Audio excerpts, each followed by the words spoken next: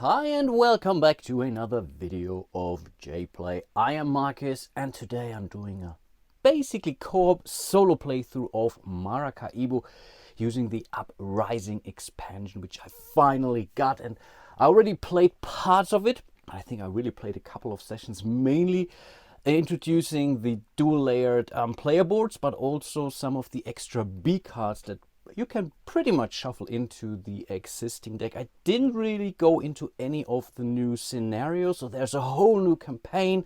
There's a new solo deck which you can explore. That's the one I'm using right now, or in this playthrough here. Again, there is this cooperative version of the game now, or cooperative scenario of the game, which I'm using. You can also play this cooperative scenario in a solo fashion. That's what I'm doing today. So really a ton of stuff that comes with the expansion. Yes, it has modules, which some of you may know I'm really not a big fan of. And similarly here, it's a mess setting things up for basically for any given game. You have to reference this, then there's a rule that, and yeah, I don't like this at all, but I get it in this case because it's scenario driven. You have to live with that, and yeah, ultimately I'm able to live with that. And today I'm really excited to try out the cooperative mode, which is called Cooperative in the Caribbean. It also tells you which modules you have to use in this particular scenario. So we're using the home ports. We have to use Jacques, who is the new solo player, and you can use Jacques also in your normal, let's say, solo experience if you're only interested in the base game or the base components, that is. So you get some even more different feeling when you are embarking on a solo mission here. And you're also adding 2 more solo cards into the Gene deck, which again, nicely done. We have to use the Freeing the Caribbean and the Resistant tile, which is stuff that you're using on the new dual layered player board. And speaking about the dual layer player board, this is what you're looking at. They had to rearrange some stuff because again we are using some modules, and depending on what modules you're using, you have to flip some of those tiles. So the combat action has been basically renewed. This is now dual side kind. Normally on this mode you would unlock 5 doubloons. This is something that's completely new, but adding something also for the base game. You can unlock another compass here, for example. In this case, these are the harbors. This is how it works. You draw 3 at the start of the game, and you have to pick one of those. And in this case, for this cooperative scenario, I was going for Rousseau, which gives you pretty much, once you unlock the home port here, 2 doubloons every time you are visiting a location which is under France domination, for a lack of a better term. And once you unlock it, if you are spending 3 coins, you immediately score 10 points there as well. Apart from that, everything else is still pretty much the same thing. Again, these are now dual layered board. And originally when I saw this, I said, oh, that's so amazing having this dual layered board. What did they do? You still have to stack those 2 discs on top of those. So it's still a cluttered mess, and I don't know what they were thinking. I'm pretty sure they could have designed these dual layered boards in this way that you can put those 2 discs next to each other rather than on top of this. So this is unfortunately really a design fail from my perspective, because it doesn't do you anything. The only thing where it really works very well is for this piece here, for your combat marker or for your combat strength marker, and maybe partly also for the quest tiles you're getting. But as soon as you're starting to pile those up, they will also shake around. But I think that's really a minor thing. But overall, they really could have done much better with that. I already did basically the whole setup. So for this scenario, there is one story card which you have to use. It's number 74. In case you haven't noticed yet, yes, I have to use the German version of the game and also the expansion, but most of the game is really language independent. We are not really looking at any story stuff. So I will try to translate everything as I go on the fly. And on the back side, or the front side of it, really tells you how you're setting up the Caribbean, because in this scenario you're no longer seeking the approval of these nations. That's why you see this space up here is completely empty. You're not using the influence track here. In this scenario, we are trying to liberate the Caribbean from those evil forces. And yeah, if you think that this has some Spirit Island vibes, maybe to some extent, but that's about it. We want to get rid of those cubes. which is why you can no longer push nations out. You only can liberate villages and cities. And again, depending on how many players you have, this also tells us how many of those cubes we have here on the board. So in the solo game, all those locations basically here are not being occupied. And again, the goal of the game is before the end of round 4, we have to get rid of all of those cubes here. And we also have to be in the lead of Jacques, our new AI player. And if we manage to do both, then we are victorious. And as I mentioned, this is a cooperative scenario. You can play it up to 4 players. But here, because of table space, because it's a very brainy game, I decided to go with a solo mode. But again, all the rules also do apply for the cooperative game. Even in the cooperative version of the game, you are using Jacques, the solo player, as basically, in this case, in the cooperative game, all of the players have to be, basically have more points than Jacques. And I think with that being said, yeah, I'm not really spending too much time on these legacy tiles. Again, these have been put out also randomly. There is a way how you can, it's really a whole mix of Mexican cards. So we have these, I don't know, 12 different tiles that could come up in the end. 3 or 4 of them are showing up, and that's what you're seeing here. So we have a new city here, Santa Marta. We have the ruin track here, which is, I think, something from the expansion, which also comes with an extra board, which we can explore later on with our explorer adventurer. And we have Puerto Cabezas, but I think this is always out when you're playing with this scenario. And yeah, of course, we also have randomly dealt out those action tiles here for those cities. The expansion also comes with some more. I think we didn't see any of those because the expansion typically shows new for Uprising. No, these are all tiles from the base game actually, but yeah, the game comes, or the expansion comes with 2 extra ones. I'm not so sure why they're using cardboard tokens for Jacques in this case. I really don't, why they haven't put out some extra meeples, but in this case I will simply go with the stuff I have. And again, apart from that, all the rest of the setup is more or less the same. The only other difference is in respect to those career cards, where you only get to choose, or basically draw randomly out of 4 that this scenario is giving us. And I think this is pretty much boldness, or being bold is our career card for this particular scenario. And again, as usual, I will explain the game or parts of the game as I go. I, for now, assume that you know the base game, but you know me, typically I still explain lots of stuff. Please let me know if I should increase my pace, and I'm relatively certain I will not be able to do a full playthrough for this video here. I'm relatively short on time due to some family issues, and or not really issues. It's not really hard. It's a lot going on, just as it is. So I may want to do in this video only this first round or so, maybe first 2 rounds. Let's see how things go, and then maybe complete it into 1 or 2 follow-up videos, that is. But I'm pretty sure you will be fine with that anyway. Okay, and again, with that being said, let's get started. Let's look at our hand of cards real quick. And also standard base game stuff. You get 8 cards. You have to hold 4 in your hand, and 1 goes into your project area up here. I think I already messed this one up. Let's move it over. So we have the quest hunter, the maid, the discoverer, and a character in this case. And it's a cool character because in order to build him, France need to have 3 influence out, which currently is the case. I think they have 6 cubes out in total. So if we play him early, yeah, he might give us really a lot of stuff actually. Another compass, 2 victory point income, 2 money income, and yeah, 2 victory points at the end of the game. So that might not be the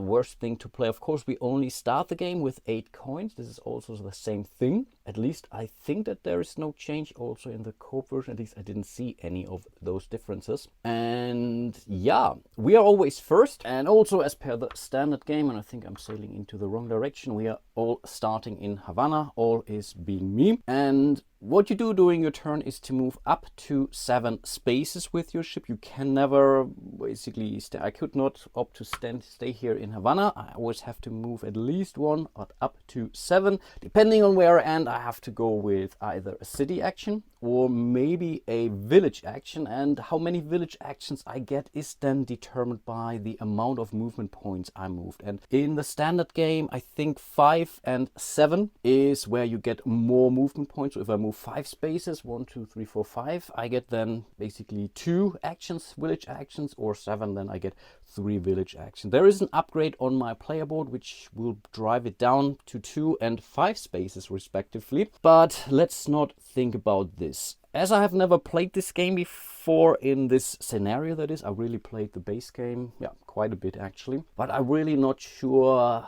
how much trouble I have to go through actually. Yeah, I really don't. So, but for now, I still think I want to stick to my standard things I'm typically doing, and this usually tells me, okay, let's move to Santiago. So that was my one movement I'm doing, and now I'm taking my city action. The first thing that you can do in a city usually is to deliver a good. In this case, that is tobacco, and that's one of the main ways how you can upgrade your ship. You upgrade your ship by basically removing those discs, and for each space there is 2. It's similar to Great Western Trail, but in Great Western Trail you only have 1 disc for each of those spaces on your playboard. Here is 2. So in order to make basically more town actions, I want to remove 2 of those discs.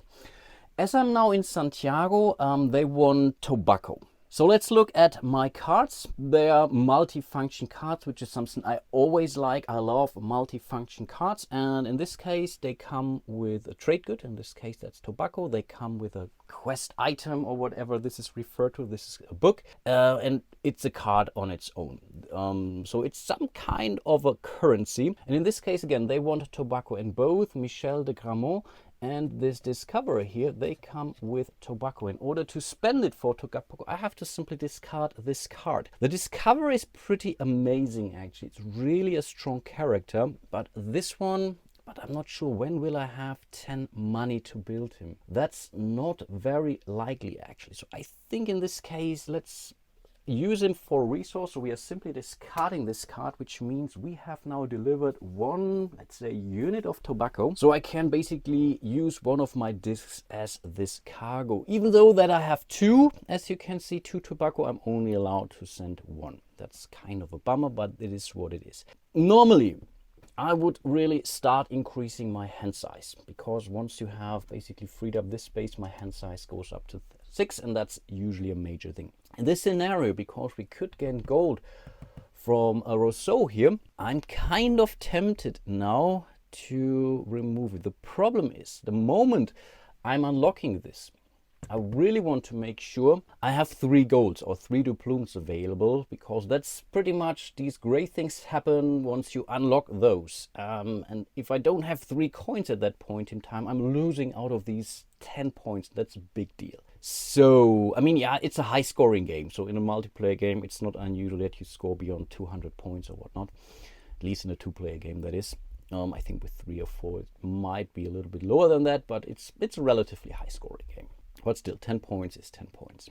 So again, maybe as I'm also about to build something, I will have to spend at least 6 coins. And this means I start the game with 8 here.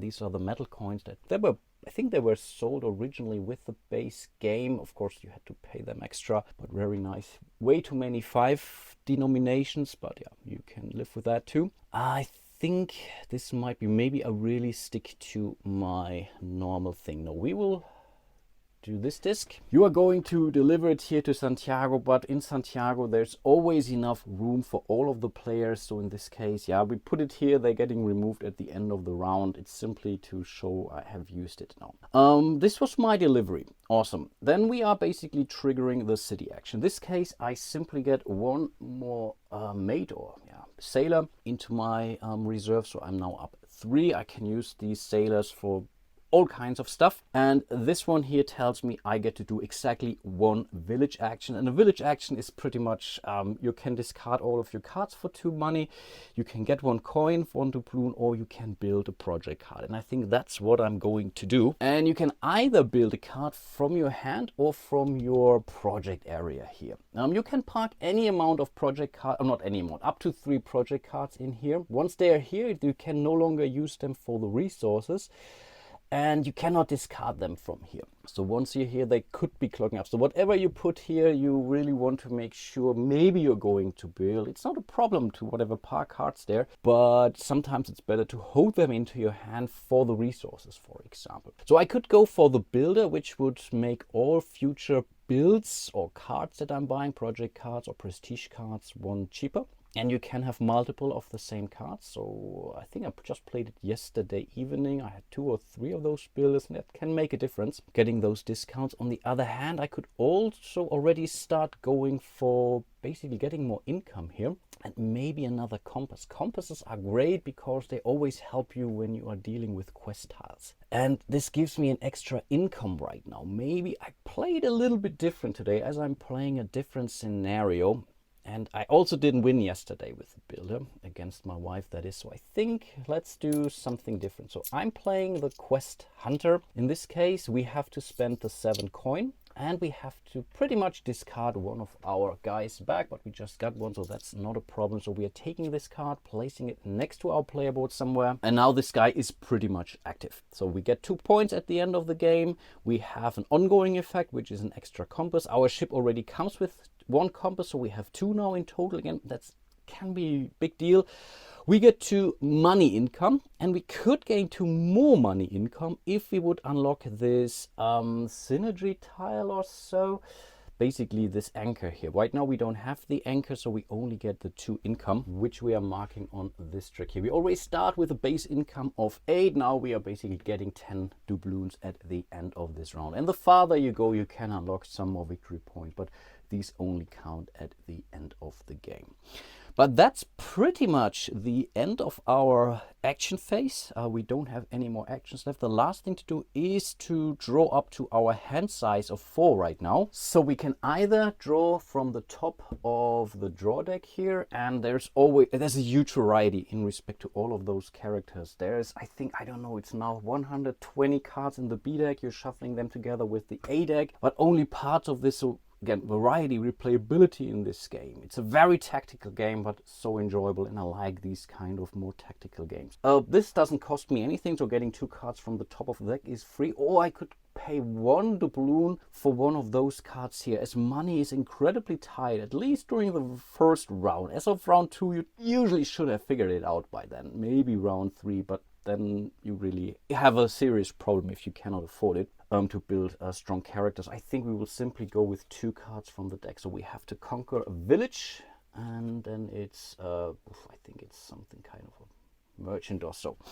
I don't know. And now we are moving over to Jacques. Jacques comes with 2 decks, an A deck and a B deck, and depending on the difficulty, I'm going with some kind of a medium difficulty level. So basically one stage above the easy one. You remove, I don't know, some B cards and some A cards depending. I think you always have 7 cards in this deck, and yeah, he will do stuff accordingly. Okay, that's the basically first thing.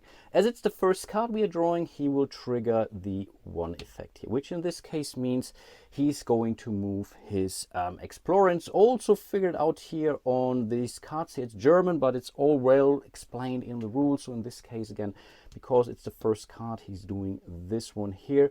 Jacques is moving his explorer 1 step on the expedition. If one quest is in reach, he will go there, but in this case there isn't. He will simply move 1 space down here. He's completely ignoring all those icons here on this track. His only job here is to either get those quests away from us, or he wants to be in the lead, because you're losing 5 points or he's gaining 5 points if he's basically in the lead. Whatever, in a solo game it's the same difference. Yeah, but that's already what Jacques is doing. You see, they have extremely streamlined the solo experience. I think I did a solo mode with the original Gene one, which is also relatively easy to follow, but I think they even exceeded here, or Alexander did. I think Alex did the solo mode here. They really improved on this, yeah, significantly actually. But yeah, that's Jacques' turn. It's us next. Again, we have to move between 1 to 7 spaces, and here we already have crossroads pretty much.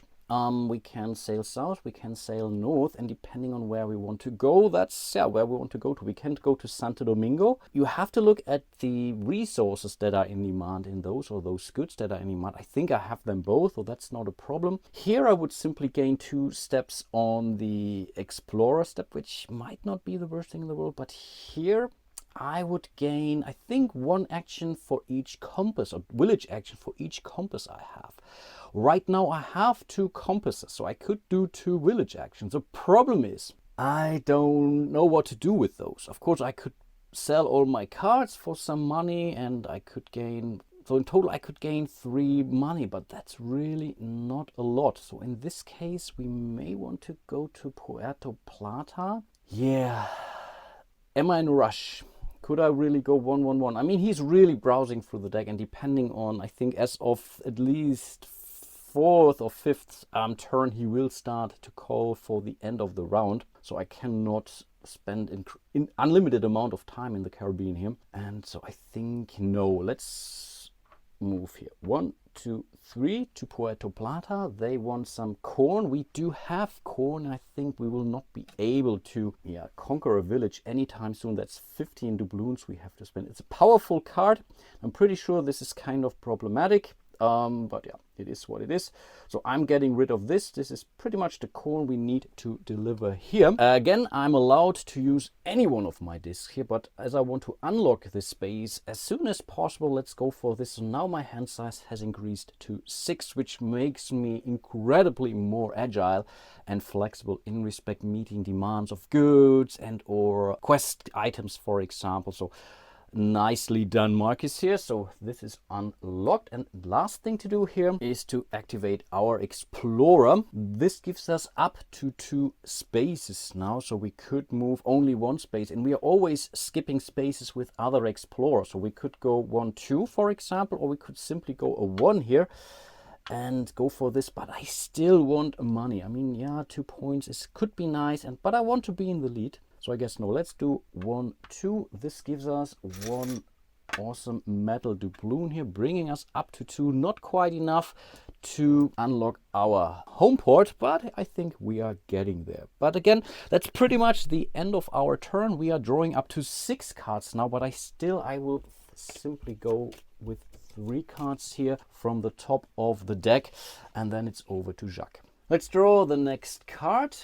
He's going for the 2nd space now because it's the 2nd card we are drawing. It's now 2 spaces here on the exploration track, and that's what he's doing. Really wants to be in the lead. And in case if you're wondering where does he score his points, he will be able to score 15 points at the end of each round if he's ending the round. So that can be a huge deal actually. So he's moving 1-2 spaces here, moving over there.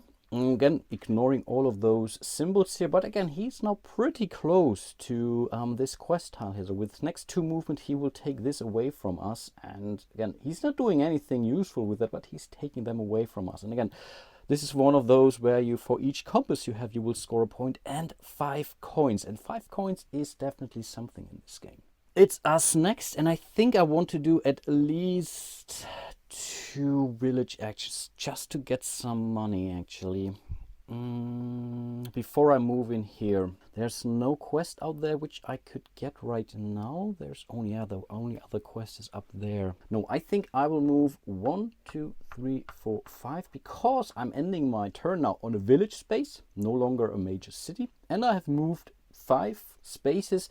I get to take 2 village actions. And again, this can be to gain a coin, this could be to discard all of my cards, or basically playing a card. As I don't have any money right now to build cards, I think I will simply use those 2 actions for getting 2 coins, and again 1 coin per village action here. And yeah, that's basically bringing us up to 4 and into striking distance of Rousseau. But then again, yeah, we have to still remove 2 discs there. But that's already my turn. I haven't spent any cards. I could, in fact, consider to park a card here. One of those I might want to build. The Smuggler is amazing, but I think I will go for the Discovery. I park it here, which brings me down. So at the end of my round, I'm still going to draw another card, and that's okay. Another conquering a village. Again, this is a good card for a little bit later when you have the money. But again, that's the end of my turn. So we are moving over to Jacques. It's the third card now. Okay, he will basically now place a disc. Simply also is here to annoy me, and in this case he really does annoy me big time, because with my very next action I would have sailed into Maracaibo and delivered the sugar canes in here. You must be kidding me. But wow, I have to say, even though it's quite annoying now, it's really nicely designed. I already like this a lot actually. But okay, that was his turn.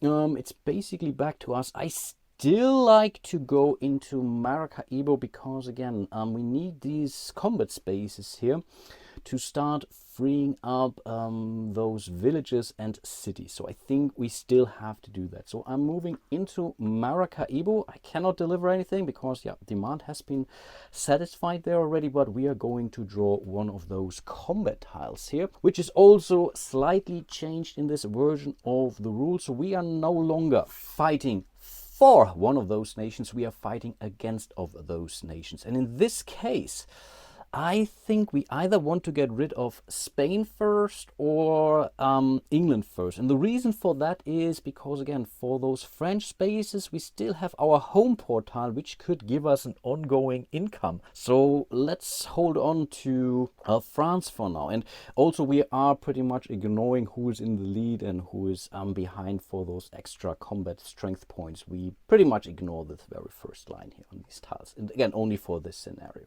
So we go, I think we may want to go for Spain because they give us 2 coins if we do that. We only get 2 combat points out of this, and we would need 3 actually. So I still think it's okay. No, we want the money. So we are fighting against Spain, which gives us an immediate 2 doubloons. Again, we need the money to buy cards and or unlocking stuff. So we have now 2 fighting points. With those 2 fighting points, we can start fighting. Right now, the only 2 fighting actions we have unlocked are those 2, and that's liberating a city or liberating a village. In order to liberate a village, we have to spend 3 fighting points. Right now, we only have 2 from the combat tile, but that is quite okay because we can simply either spend 1 of our fighting points, basically giving us an additional one, or we can spend any amount of our meeples here in order to transform them into combat points here. So in this case, we had 1 from here, we have 2 because we are fighting against Spain, so that's 3 in total, which means we can now unlock or using this fighting ability, which allows us to remove this cube here from Martinique. It's the only red cube, only Spanish cube out there, and luckily it's also one of those that is in a village. But we are removing it and placing this onto our resistance tile here. So I think we will place it here because you cannot have the same colored nation cubes next to each other. I could not have 2 blues next to each other, for example. So having this red cube in here, I think makes sense. We could go for another sailor, but I think let's go for the money, which means we are basically getting a 5, giving 2 back. So we are now have some serious money left, which is kind of cool. And once all of those 4 cubes are full, we can remove those for 3 coins, and then we would gain 1 victory point for each of those combat tile we have. This combat tile we are placing onto our player board, and this could give us some end game scoring. There are a lot of cards that refer to those, but that's pretty much our combat action here. Again, also very nicely designed, and I think again we could park cards, but let's not do it just yet. Let's move over to Jacques. Let's draw the next card. It's now 4, which means he's now taking one of the quest tiles away there, and I think he's going for the first one he would be able to get from spaces 2 to 19, so he's checking for one of those. Right now the lowest one is this one here in Puerto Cabezas, which is not really a problem because this is one of those that gets replenished right away. Maybe it was one of the quests I wanted to fulfill, then it's still gone.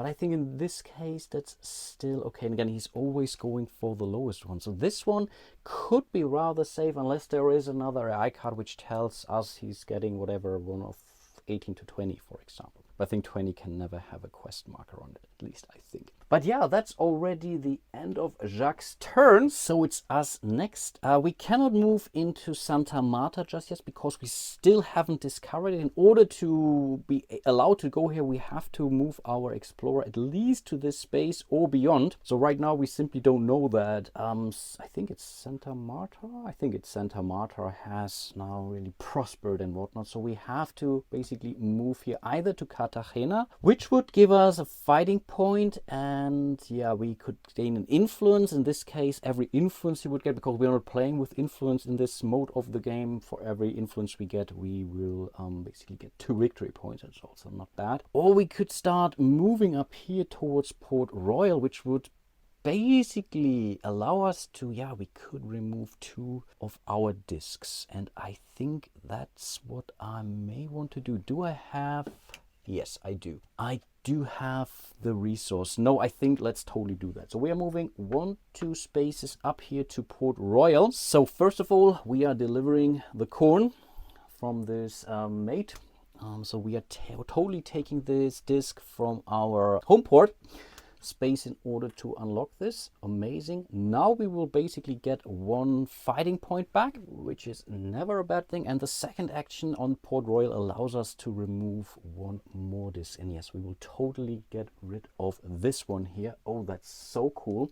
We can now do this immediate action here, and let's totally do that. So we are spending 3 doubloons in order to scale 10 points. So we are finally in the game. Amazing. And again, we have unlocked this special action here. Whenever we are ending our turn in a city or village which is under French control, we are getting 2 more coins. So this could be huge.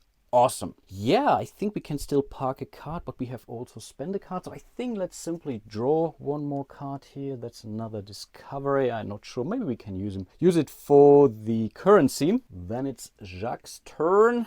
Let's see. And we are now at 5. Oh, that's interesting. He's not going to end the round just yet. That's really interesting, actually. So he's placing now a disc on space 17, but I think, yeah, 17 is unfortunate. Oh no, again he's doing it to us. So he's using this disc here basically just to annoy us. You must be kidding me. I was totally going to deliver something into Puerto Cabezas and maybe even going for, this is another combat space. I think we really have to go in there actually. That was pretty mean, Jacques. I must give you that. Okay, but it's our turn next. Yeah, what are we going to do now actually? And even though we cannot deliver anything in here, we might still want to go there. The question is, will I be able to fulfill this quest? We need 2 of those looking glasses. We have 1 and no, we don't. We cannot deliver here. Oh, that's bad. So I think moving in here would be a total waste because we cannot do anything in here. So can we maybe go for this quest up here? This would still give us some coins, actually 4 and 2 victory points. And again, the more we get from those quest tiles, we could also start scoring also some serious points. But we need 2 maps for that. So here we have 1 map. Again, this is where I like those. Actually, we can do that. We have the 2 maps in order to do that. And again, getting money now relatively early in the game might be key. Yeah, let's do that. Let's move 1, 2, 3 spaces up here to, what is it? San Marco?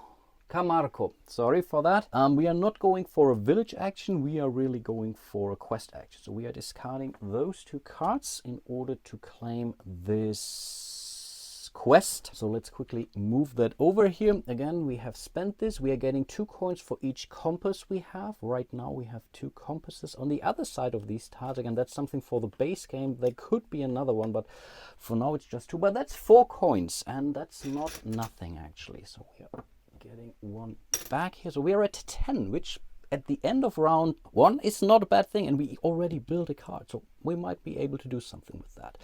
We are still getting one influence. We are not playing with influence in this scenario, so we are simply scoring ourselves an additional 1-2 points. We are flipping this over. This is pretty much gone for good. But again, one of our career cards, or rather career goals, is asking us for quests. So if we are able to manage to get 3 quests, we could gain 2 coins and 2 points, or we could already pretty much trigger this for just 2, and then we would only get the 2 coins, but we would get the sailor here no matter what. This is asking us to move our explorer, and we want to unlock our ship improvements in order to, maybe I should have looked at that in more detail. Okay, we get to draw 2 more cards, and again, I'm not feeling like spending money now. This is something for the very first round. Maybe if you're desperate for particular resources, then yes, you could go there, but in this case, let's not do this. So we have another quest hunter. Again, you can have multiple of the same, and we have the harbor. The harbor can be extremely strong if you are using it with other cards, using the synergies of those cards. Okay, over to Jacques. He's already drawing his 5th card here, and oh wow, no, it's a 6th card actually. He's still not ending it. Oh, that's very unusual. So in this case, he will simply move towards, because it's an A card here. Wow, I think that's something I can see now. He could play it slowly. On the other hand, I mean, here, these cards, if these come out a little bit later, he could have ended the round already as of the 5th card, for example, or here as well. So in this case, no, it's the 6th card, and he is moving his explorer 1 space ahead, but only 1. So we might still make it. So if we are getting 2 movements here, we might get this quest hub before he gets it. I mean, 5 coins, it's really something. And again, crossing this red line here, in a normal multiplayer experience, you would simply get 3 influence at 1 nation. In this case, each influence equals 2 victory points. So that's 6 points if we are making it over this line. That's really a big deal. So which means we are going to end the round before he does. So we are also denying him 15 points this way. I think that could be incredibly huge. Back to our keel diver, which is basically the medium difficulty level, that is. We are moving in here. This has a red hand. We have to stop here. So we are not delivering anything. That's kind of a bummer, but we get to choose if we want to move our explorer or if we want to go for a combat action now. Again, we want to get rid of those nasty invaders here, but with 2 movement, we could make it to the quest space. Down here, again, that's 2 points, not really exciting, but 5 coins. That is exciting, actually. And we get the 6 points from here. It might be short-sighted, but I'm doing it anyway. So we are moving 1, 2. Again, we are jumping over this space here. We are moving in here, which again means we have to spend 1 combat point, which is either 1 here, or we could expend one of our sailors here, but we don't have to. So we are basically dealing with this. We have paid it. We have 2 compasses, which gives us 1-2 points, bringing us up to 14. That's cool. And we are getting 5 coins. And again, getting 5 coins is huge. And the cool thing is, we do know that Jacques will not end the round now. We are basically there has to be a 20, right? So this means he would end the round, but every other player will still get another turn. And if that other player would end the round, then he doesn't score the 15 points. In this case, again, we are now going to end the round. As we are still in round 1, we have to follow this track here. Again, we have to stop. We will immediately score 1, 2, 3 points for that. So the player who's ending the round gets that.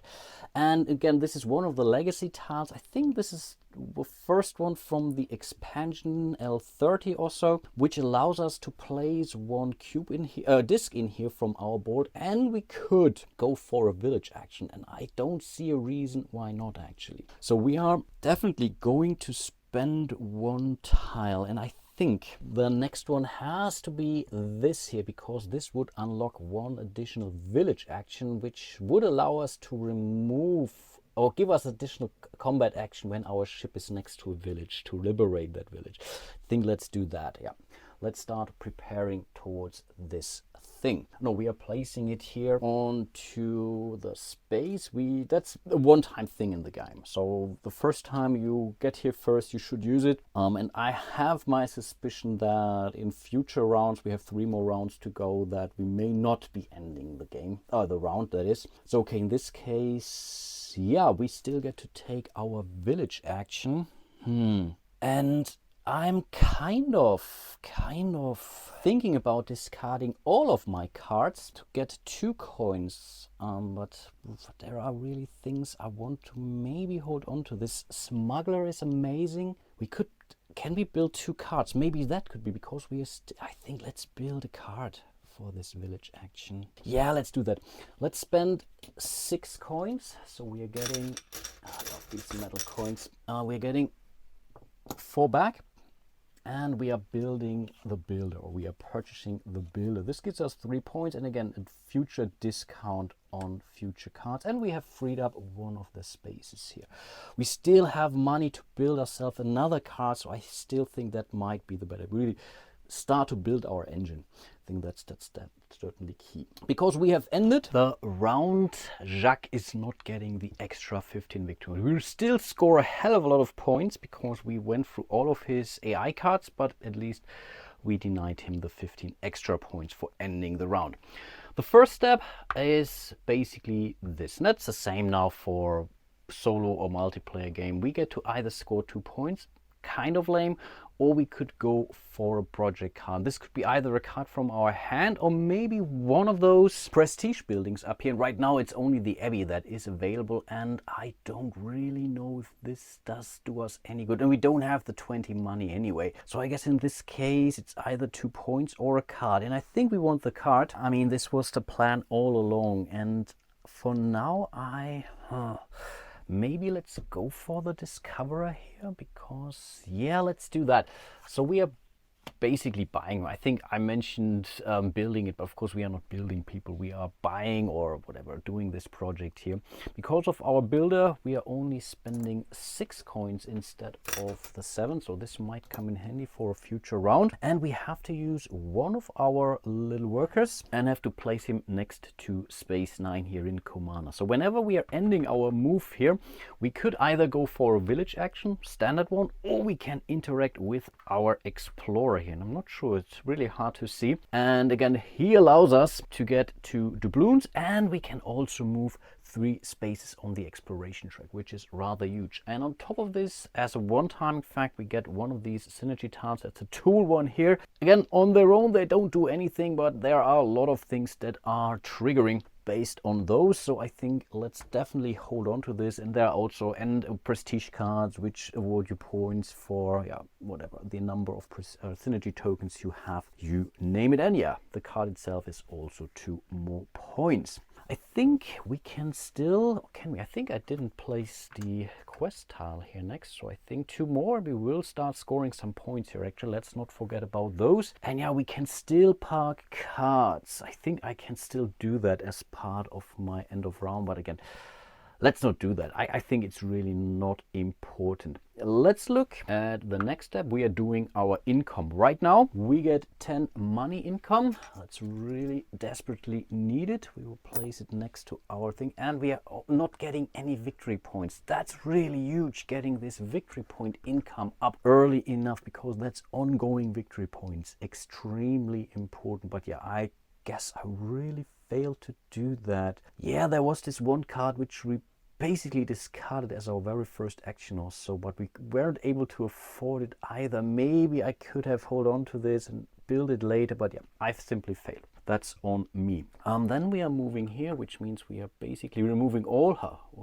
but this one here, all these discs, they are available again. And this one stays here for all eternity. Then we are more or less, discarding the 4 cards from the offering here. We will bring out 4 new cards. Governor, Embassy, oh, that's a nice one, and Harbor. I think we have seen this already, and a Shipwright. Yeah, the shipwright can be nice. No, it's not the one. There is one that really corresponds well to the harbor, for example. Here we would also get the tools. We already have the tools. Here, to build the harbor now, you see that here. It would give us the anchor, but if we would have the tool, and we have the tool, because of our discovery, we will increase our scoring, actually, our scoring income. So yeah, let's really think about that harbor and how to get it out. And yeah, I think then we are more or less bringing out a new prestige card. Okay, that's the Citadel. I think this gives us 2 points for every fighting power we have at the end of the game. And if you are the first to go there, that's another 2 points. In a solo game, you are always the first to go here. So this could be some serious points and gives you some idea on what you want to focus. On the other hand, I'm pretty sure I will start spending those battle points or combat points to liberate the Caribbean. So I think in this case, this may not be the best prestige card. And I guess then we are moving over here, we are moving in here, which would normally drive the story ahead. In this case, we are playing without a story, but we are at end of round 1 in a 1 to 4 player game. We are adding one of those quest tokens to space 15 now, which is down here next to Cartagena. 2 books and yeah, also victory points and more coins. And yeah, we need those quest tiles for our career card. And you can do these in any order. I don't have to start from the top to bottom, or so this could be the first thing I'm unlocking, for example. And then the last thing to do in this round is to move back to Havana. Normally you would only shuffle the cards that were used and put them on the bottom of the deck. In this case, all of the cards were used, so we are simply reshuffling the whole deck. And then yeah, moving back into round 2. But I think for today I want to call it. Again, I wanted to use this first video to go through some of the components, explain you some of the rules, give you a refresher in respect to the base game rules in case you forgot or never played the game or whatnot. And I think as of the next video, my pace, I should be able to increase my pace, hopefully significantly enough to keep things on a smooth level. Not sure if I will cover the rest of this game, the remaining 3 rounds in one video. Let's see how things go. But I wanted to get this video out as soon as possible while the rules are still fresh for me too. Again, I played the normal version of the game a few times over the last, I think, 1 or 2 weeks already, and again, enjoy the heck out of this game. A huge shout out to all of my patrons out there. Really do appreciate all your support. If you want to support my channel, you can find a link to my page on Patreon.